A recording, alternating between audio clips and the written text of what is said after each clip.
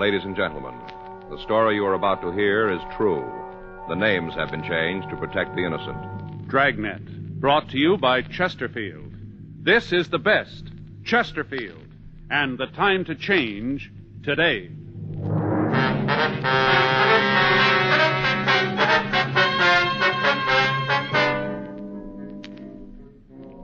You're a detective sergeant. You're assigned to burglary detail. A man walks into a pawn shop and wants to sell a ring. Indications are that the ring is stolen. Your job? Find out. This is the best, Chesterfield, and the time to change today. In choosing your cigarette, be sure to remember this. You will like Chesterfield best because only Chesterfield has the right combination of the world's best tobaccos. Tobaccos that are highest in quality, low in nicotine. Best for you. All of us smoke for relaxation, for comfort, for satisfaction. And in the whole wide world, no cigarette satisfies like a Chesterfield. Get a carton of Chesterfields today. Chesterfield Regular, Chesterfield King Size. Both at the same price in most places. In regular or king size, you can get 'em either way. The best smoke ever made's the Chesterfield you buy today. Smokers coast to coast are changing, it's a cinch to do. Here's all you have to say to get the one that's best for you. Chesterfield's for me, Chesterfield's for me. You just say it's Chesterfield's for me. This is the best, Chesterfield, and the time to change today.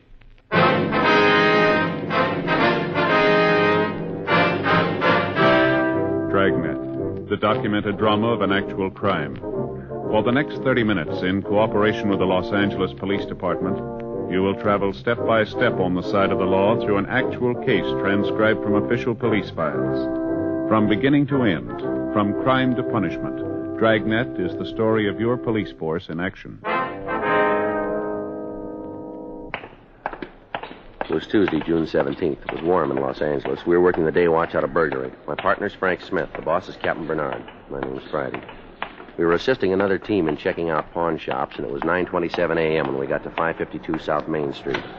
Pacific Loan Company. Hi, Joe, Frank. Herb, how you doing? What is it, business or pleasure? A little of both. I'd like to check the Bible, can Herb? Sure thing, I'll get it for you. Where's your partner?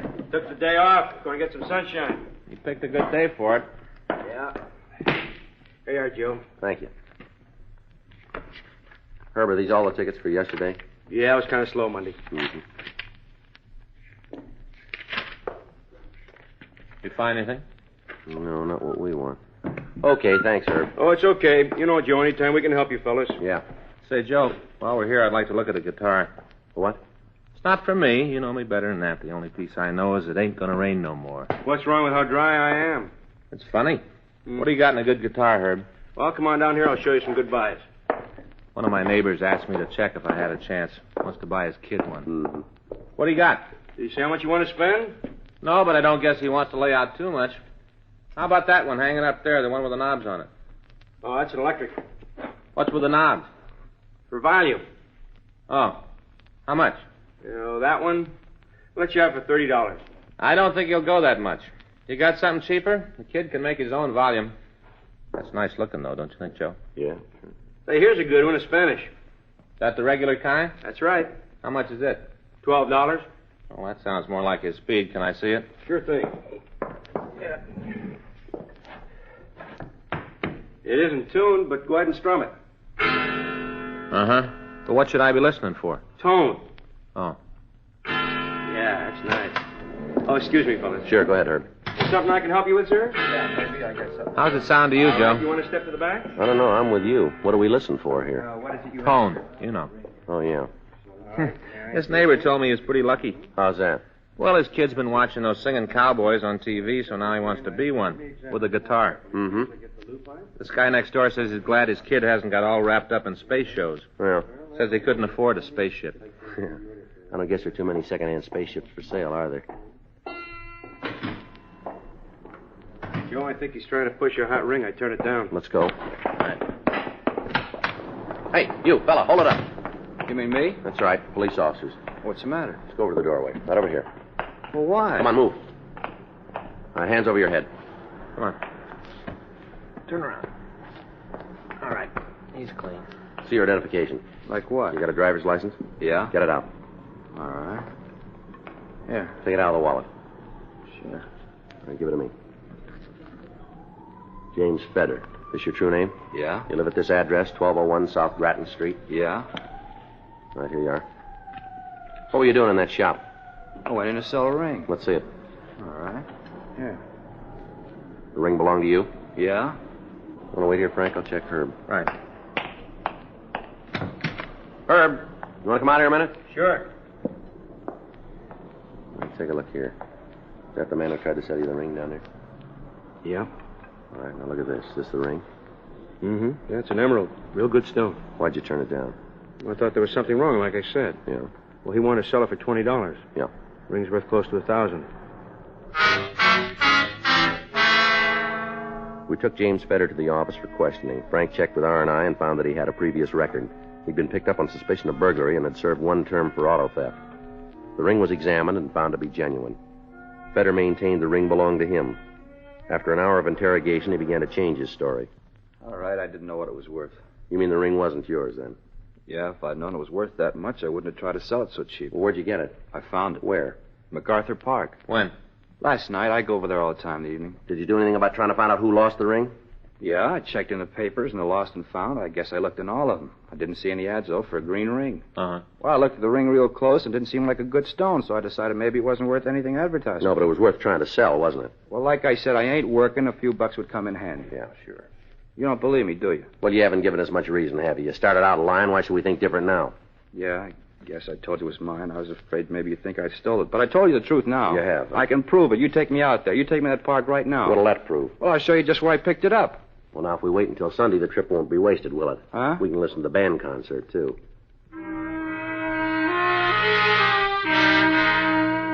We continued to question James Feder, but we were unable to change his story. He was booked in on suspicion of violation of Section 459 PC and held for investigation. We made a check of his residence, his friends, and the places he was known to frequent. We could find nothing to hold him on. He came up on the overtime sheet, and he was released. The ring was booked as found property. Friday, June 20th. Morning, Joe. All right. You check the book? Yeah, nothing in. Mm-hmm. Joe, letter for you. Thank you. Right.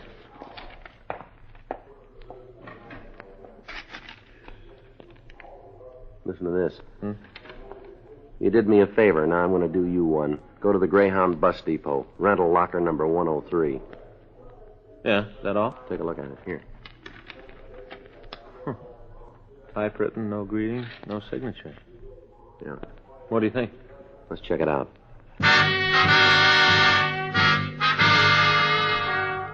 Frank and I took the letter over to Leighton Prince, and then we drove over to 6th and Los Angeles Street, the Greyhound bus depot.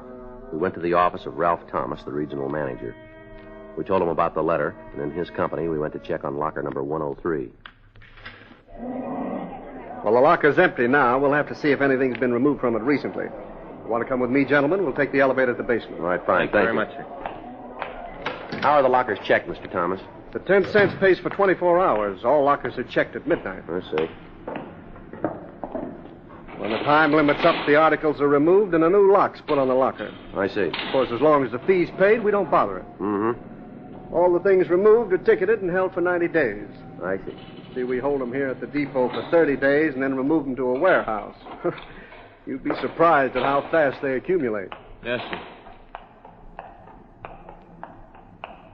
Here we are. You mean all these things here have been left in lockers? People checked them, didn't come back for them? That's right. We get quite a variety of things. Yeah, you sure do. Of course, not all of them are of much value. For instance, sometimes a person will go out, buy a new shirt, change it in the station, check the old one, and forget about it. Mm-hmm. Look at that, Joe. See that stuffed yellow poodle dog up there? Yeah. Over there, half a radio. That's not much good unless you know the guy with the other half, huh? Flat iron. Sure a lot of stuff. Yeah, what about locker 103? Well, let's see now. If there was anything taken from it, it should be right over here. Mm-hmm. Hey, there's some nice-looking luggage. Don't see how a guy would forget something like that. Here we are. Feels like a small box. That's from number 103? That's what the ticket says, see? Uh-huh. Yeah. What about the date that this was removed? Well, let's see. Midnight, June 17th. That was 3 days ago. Yeah. It's okay if we open it? Not at all. Here you are.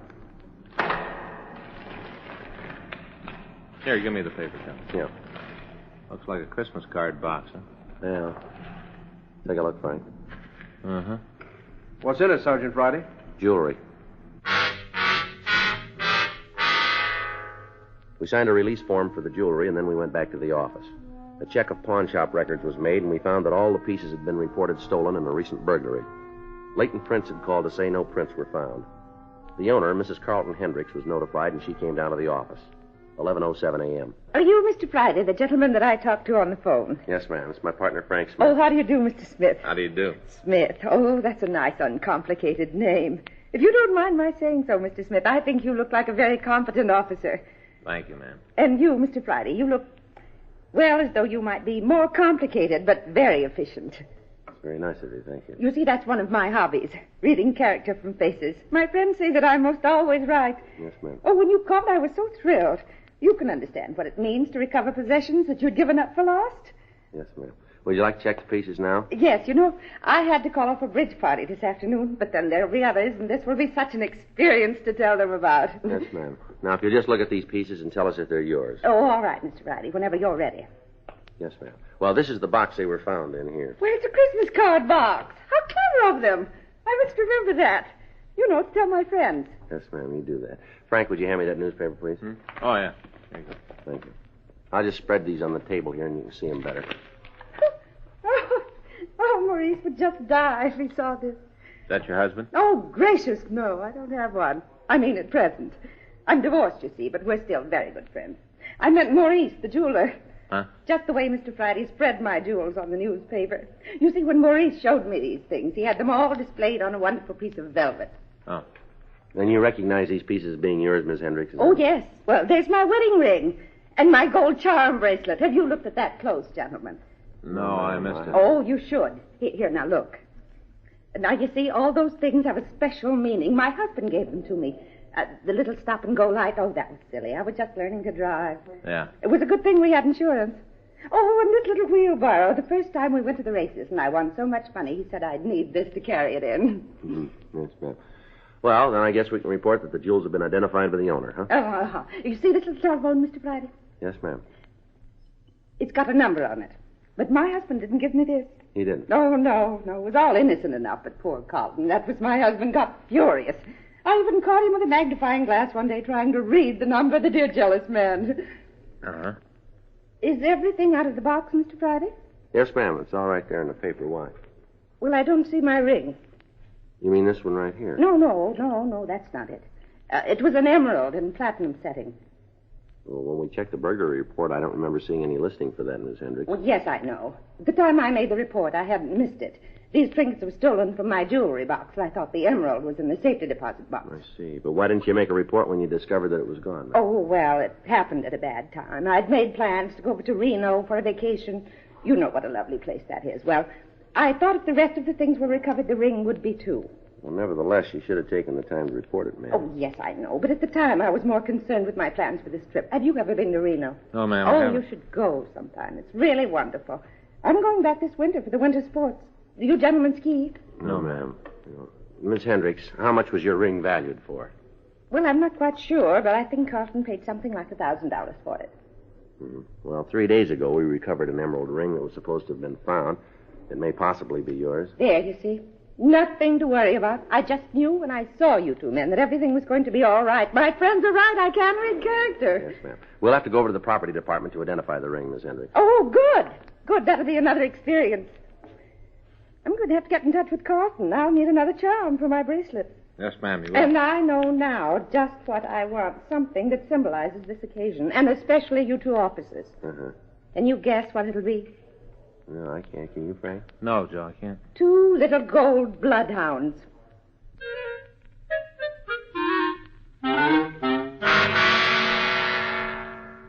We took Miss Hendricks over to the property department in the central jail. We signed out for the ring, and she identified it as being hers. All the jewelry was booked as evidence. We went to the district attorney's office and got a warrant for the arrest of James Fedder. We got out a local and an APB on the suspect. Frank and I checked his residence, but we were told the suspect had moved several days previously. The landlady had no forwarding address. She couldn't tell us about any visitors or any mail he'd received. She was unable to tell us if he drove a car. We rechecked his known associates and friends. Several leads were obtained, but none of them turned up anything. 5 days went by. Thursday, June 25th. Morning, Frank. Hi, Joe. You been here long? About 5 minutes. I just couldn't hit the lights this morning. What's new? Well, we got a call from auto theft. Yeah. They picked up a man early this morning trying to steal a car. Somebody we want? I think so. James Fedder.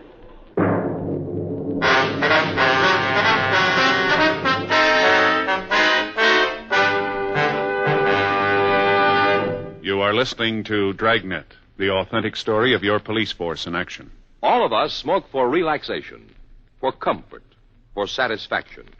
And in the whole wide world, no cigarette satisfies like a Chesterfield. You smoke with the greatest possible pleasure when your cigarette is Chesterfield. Only Chesterfield gives you the right combination of the world's best tobaccos. Tobaccos that are highest in quality, low in nicotine. Best for you. Get a carton of Chesterfields. Chesterfield Regular, Chesterfield King Size. Both at the same price in most places. It's America's most popular two-way cigarette. This is the best. Chesterfield. And the time to change, today.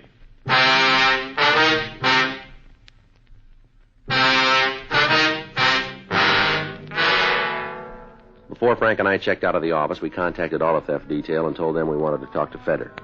We drove over to the main jail. The suspect was brought to the interview room. I heard you guys were looking for me. That's right. I could have come in, but I didn't think it was important. So you do it the hard way, huh? This is a bad beef. I guess you figure them all that way, huh? No, not always. You take a chance. You get caught, it's bad. But you ain't getting credit for something you didn't do. That's so. Yeah. What do you want to see me about? You don't know, huh? No, just that some of the boys said you were asking for me. Thought maybe you'd like to tell us more about where you found that ring. Oh, that again? Yeah, that again. You got my story. Now, what more do you want? We got an alibi. Now we'd like the truth. I found it. Sure you did. I don't know where I fit in and what you're trying to build, but I want no part of it. It's not that simple. All right, you tell me. That ring wasn't lost. It was stolen, and you know it. You figure I'm your pigeon, is that it? Let's try it for size, huh? Not this time. You can leave it with somebody else. Might take a little time, but we're going to make you on it. No, not from where I sit. You'll need a better story than you got right now. Well, not until you can prove I didn't find it. We got the other stuff you took. Oh, come on. Now you're really reaching. No, I don't think so. You did us a favor, but that doesn't put us on your side. Look, maybe you better fill me in. We got your letter. You did? Yeah. That's great. Now tell me what I said. I'll do even better. Here, you read it. This is the letter I wrote, huh? That's right. Mm-hmm. I get it. Now, you found some stuff down at the Greyhound Depot. You called it. Well, I'll give you something else. Yeah? I didn't write that letter. I don't know who did, but it wasn't me. The ring you had has been identified by the owner. A lot of other stuff we recovered. Look, I'll tell you something. It's like I said. You take your chances, but I ain't going to front for this deal. Yeah. Looks like someone was trying to nail me in, but I don't want it. You said I did you a favor. I didn't, but I'm going to now. All right, why don't you? I got that ring from a girl I know. What's her name? Jill Mason. Go ahead. Well, I ran into her the other night. I told her I could use a couple of bucks. She's owed me $15 for a long time. She said she didn't have any cash, but she gave me the ring. Uh-huh. I didn't know what it was worth. That's the truth. I don't think she did either. She was carrying a pretty fair package at the time. Well, go ahead. Well, she told me she got the ring from a boyfriend. That's all I knew about it. Why'd you give us the story about the park? Well, I figured maybe it'd keep her out of trouble. As long as you had the ring, I thought that was enough. And what's this girl mean to you? You mean how well do I know her? Yeah. I talked to her, that's all, but the only reason I give this to you is I don't want to pay somebody else's bill. She ever done any big time? I don't know. I never had any serious talks with her. Want to tell us where she lives? Yeah. You know, I don't understand that letter. Maybe you still think I wrote it, but I didn't. We only got your word for that. No. Doesn't make sense I'd send a letter if I'd taken the stuff and wanted to keep it. You might have. Why? You made a lot of other mistakes.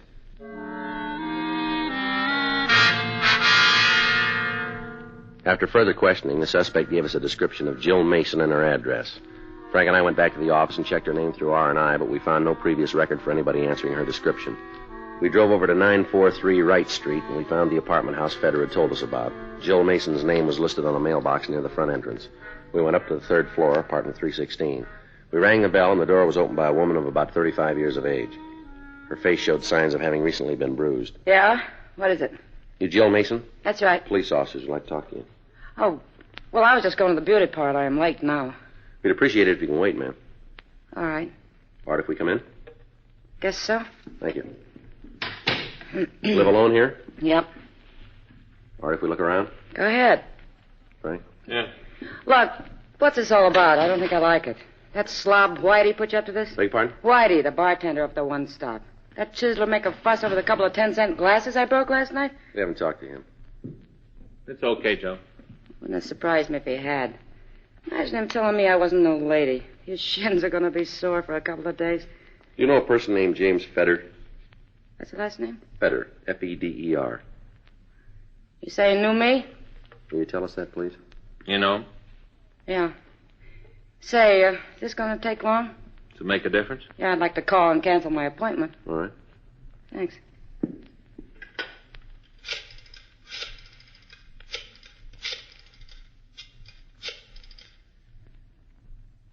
Hi, Helen. Joe Mason. Gonna have to cancel my appointment. Okay, I'll call you. Yeah. Sorry, honey. Yeah. Goodbye. No sense keeping her waiting. I didn't have to ask you if you'd be here long. When it wasn't about last night, I knew. Mm-hmm. Mind if I sit down? Go ahead. I could lie to you, but if you talked to Feder, it'd only be wasted breath. I'm beat as it is, more than one way. Did you give Feder a ring? That's what kicked the whole business off. You know? You see my face? It doesn't look too bad now, but you should have seen it a week ago. If I had had a gun, I think I'd have shot him. Feder, you mean? Huh? No, he didn't have anything to do with it. I mean Steve Remsen. Who's he? Guy that gave me the ring, the one I gave to Feder for the money I owed him. I was pretty stupid about it, but that wasn't any reason for me to take the beating. Where did this Remsen get the ring? Did you get my letter? So I got even with him. Did you know the ring was stolen when you gave it to Feder? No, Steve just gave it to me. He didn't say anything about where he got it or how much it was worth. Nothing. Just before I saw Feder, I'd had a fight with Steve. Mm-hmm. Got a little loaded. When Feder asked me for the money, I gave him the ring. Remsen told you it was stolen, did he? Later, after he'd found out what I'd done with it, he got real sore. Said if Feder tried to pawn the ring, they'd find out about the other stuff. Uh-huh. Said he couldn't go back to the bus station for it. Cops might pick him up. I see. We were up here. He was drinking. Got madder all the time and finally worked me over. Mm-hmm. Feder got in touch with me after you let him go. Told me what had happened. I didn't let on that I knew about the ring, but that's when I figured how to get even with Steve. I mailed you the letter. You know where Remsen is now? No. He'll probably call today. I haven't seen him since he beat up on me, but he'll call. Trying to make up. I told him we were through. I can get him up here for you. Mm-hmm. Do you know where he lives? Not now. He's moved. Can you give us the address? Sure. But don't you believe me? I wouldn't lie to you, not after what he done to me. Mm-hmm. I want to get even with him, that's all. I don't know why you don't buy it. Well, maybe we will. Yeah? If he shows up. We called the office, and another team of men was sent out to check the address Joe Mason had given us for Steve Remsen. We had the name checked through R&I, but without result. Frank went out and moved the car away from the building in case Remsen might show up. We went back to the apartment and waited for him to call. 10 hours went by. She received several calls, but none of them from Remsen. Manuel Pena, one of the detectives checking Remsen's address, called and said that they'd found that he moved away on June 18th. He said they'd make a follow-up investigation. 11:30 p.m. What if he doesn't call me? He said he might, didn't he? I know, but it's never at any particular time. I just said he'd been calling. Maybe he won't. What happens then? We'll wait and see. Remember, hold it so we can hear it now. I know. Hello? Oh, hi. I don't know if I can make it. Well, I know. I'd like to, but I'll have to call you. Uh-huh. Sure, honey. Thanks for calling. Bye. Girlfriend wanted me to go bowling tomorrow night. Mm-hmm. You heard what I told her. Guess it's better not to try to plan anything, huh? Yeah. It's a front door buzzer. Someone's calling from down below. Door's locked at 10. All right, answer it and hold the receiver so we can hear. You still don't trust me. That's not the point. Hello? It's him. Get him up here. What's that, Steve? Uh-huh. I know, honey. I guess I was wrong, too. Uh-huh. Come on up. Hurry, honey. There. That'll open the front door for him. He'll be right up. Frank, you want to unlock this door? Yeah. Does he carry a gun? I know he's got one. All set? Yeah. Hiya, doll. Police officers, Remsen, get your hands up. What's Come going on, on? over your head. Hold it right there, Frank. What is this, Jill? All right. Now, he's clean. Get your hands behind your back. Come on. You heard him. These are police officers. Honey. Boy, you... All right, hold it right there. Never mind. You and the cops. I should have finished what I started with you. You tried. You wouldn't have got your laylet if you'd used your head. We wouldn't be in this mess now.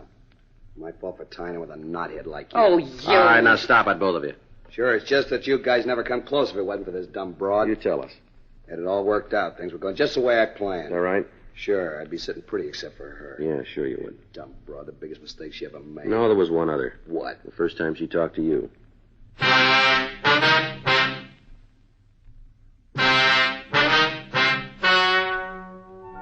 The story you have just heard is true. The names were changed to protect the innocent. On October 5th, trial was held in Department 98, Superior Court of the State of California, in and for the County of Los Angeles. In a moment, the results of that trial. Now, here is our star, Jack Webb.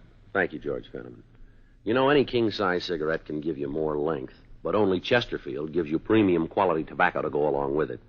That's the big difference in king-size cigarettes for my money. Chesterfield has the quality you want. But don't take my word for it. See for yourself. King-size Chesterfield or regular. I think you'll find they're best for you.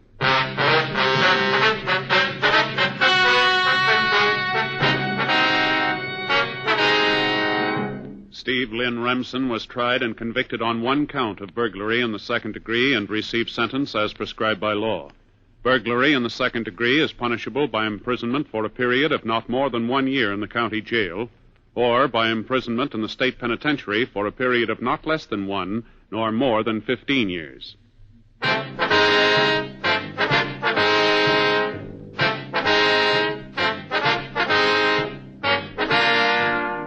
You have just heard Dragnet, a series of authentic cases from official files. Technical advice comes from the Office of Chief of Police W.H. Parker, Los Angeles Police Department. Technical advisors, Captain Jack Donahoe, Sergeant Marty Wynn, Sergeant Vance Brasher. Heard tonight were Ben Alexander, Herb Ellis, Harry Bartell, Georgia Ellis. Script by John Robinson, Earl Schley. Music by Walter Schumann. Hal Gibney speaking. Watch an entirely different Dragnet case history each week on your local NBC television station. Please check your newspapers for the day and time. Chesterfield has brought you Dragnet, transcribed from Los Angeles. This is it, L&M filters. This is it, light and mild. Much more flavor, L&M filters. Much less nicotine, light and mild.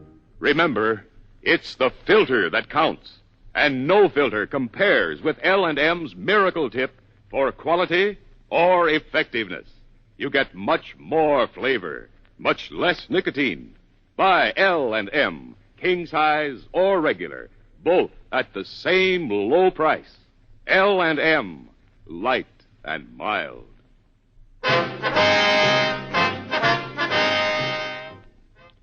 Now to NBC election headquarters in New York.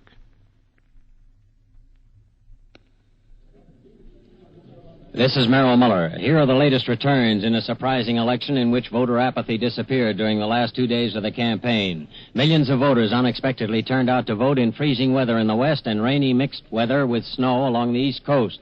As of this time, the Republicans have elected one member to the Senate. She's Margaret Chase Smith in Maine last month. The Democrats have elected 11 senators, all shoe-in the South. In other Senate contests, Republicans are leading in 5 races, the Democrats in 7. In the House, the Republicans have elected 10 members. The Democrats have elected 120, mostly in the South. In other contests, Republicans are leading in 25 House districts. Democrats lead in 10, no net gain.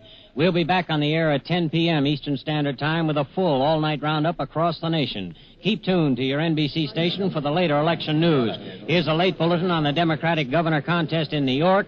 The Democratic state chairman says that Averell Harriman is ahead, and the Democrats claim Harriman will win New York by 300,000. This is Merrill Muller at NBC Election Headquarters. This is the NBC Radio Network.